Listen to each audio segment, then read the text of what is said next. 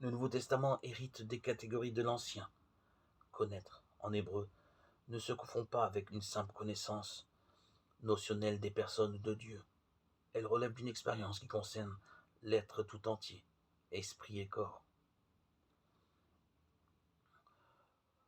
Je connais mes brebis, c'est-à-dire je les aime. De fait, la connaissance est naissance à l'autre et au tout autre comme présence offerte. Et cette mise en présence, si elle est pleinement vécue, et émerveillement, et donc clôture de silence.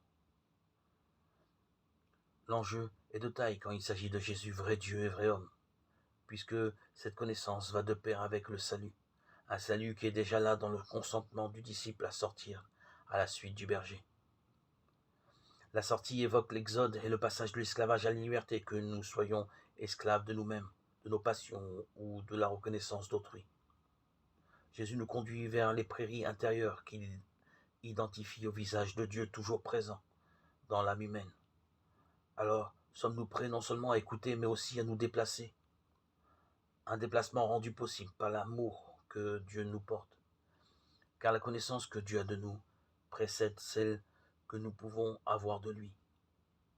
Mais peut-être avons-nous l'impression d'être transparents à ses yeux, d'être perdus dans la multitude humaine. Rappelons que son amour est une donnée de foi, certes, mais qu'elle se fonde aussi sur l'expérience. La nôtre est celle de ceux qui nous ont précédés. Sachons enfin emprunter la voie de l'illumination que la Bible nous propose en mettant en pratique la parole de Dieu. Alors, ta lumière se lèvera dans les ténèbres et ton obscurité sera lumière de midi. Isaïe 58, 10. Sur des prés d'herbes fraîches, il me fait reposer. Psaume 22.